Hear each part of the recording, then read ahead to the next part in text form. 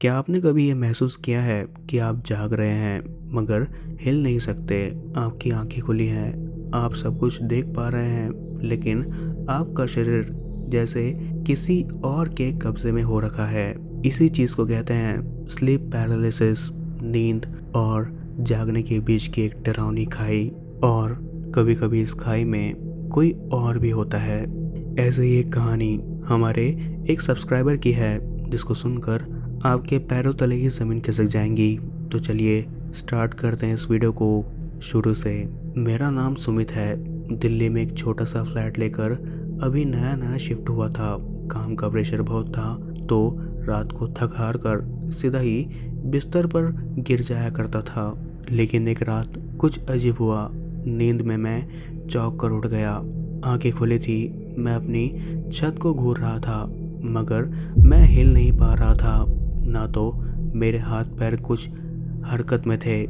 मेरा गला तो मानो जैसे जाम सा हो गया था, क्योंकि मैं उस वक्त कुछ बोल नहीं पा रहा था। और फिर कमरे के कोने में मुझे एक परछाई नजर आती है, काली, लंबी और बिना चेहरे वाली। वो परछाई धीरे धीरे मेरे पास आ रही थी और मैं बस लेटा हुआ था, पूरी तरह से जकड़ा हुआ था। तभी वो परछाई मेरे ऊपर झुकी और जैसे कान में कुछ फुसफुसाई। आवाज़ ऐसी थी उसकी कि मानो कोई ज़मीन के अंदर से बोल रहा हो, तू मेरी नींद में आया है, अब जाग नहीं पाएगा। वहीं जब सुबह मेरी आँख खुली तो सब कुछ ठीक था, लेकिन पूरा बदन अकड़ चुका था।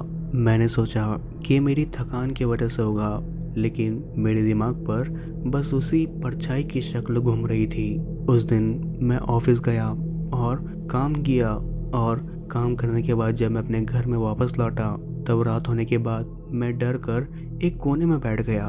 डर मुझे इस बात का था कि फिर से वही होगा, और ऐसा हुआ भी।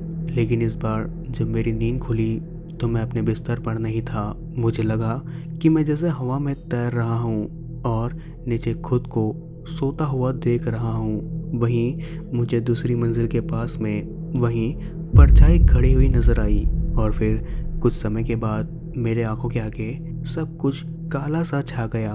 वहीं अगले दिन की सुबह मैंने बिल्डिंग के वॉचमैन से जाकर ये पूछा कि इस फ्लैट में पहले कौन रहता था, तो वो चुप हो गया। फिर धीरे से उसने बोला कि साहब, जो यहाँ पर पहले रहते थे उन्होंने इसी बेडरूम में आत्महत्या कर ली थी। वही महीनों तक उनका शरीर मिला नहीं। उनके साथ भी कुछ ऐसा ही होता था। नींद में कोई आता था और उन्हें परेशान करने की कोशिश किया करता था। मेरा दिल इस बात को सुनकर जोरों से धड़कने लगा।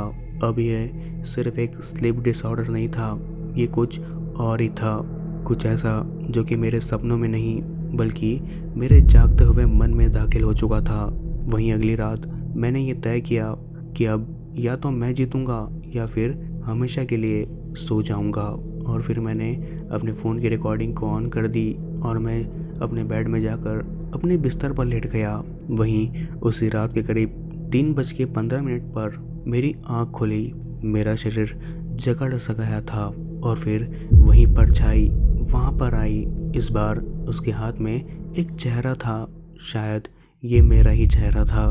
मैं चिल्लाना चाहता था, भागना चाहता था, लेकिन तभी फ़ोन की रिकॉर्डिंग से एक तेज़ चीख की आवाज़ सुनाई देती है और सब कुछ काला पड़ जाता है। वहीं अगली सुबह जब मैंने फ़ोन देखा तो उसमें सिर्फ मेरी आवाज़ थी और मेरे बैकग्राउंड में एक धीमी सी फुसफुसाहट थी। अब तू हमेशा हमेशा के लिए मेरे साथ ही आएगा। अगर आपको कभी नींद में कोई दिखे और आप हिल ना पाए तो ये याद रखना, शायद वो सिर्फ सपना नहीं, कोई है जो आपकी जागती नींद में भी बसना चाहता है।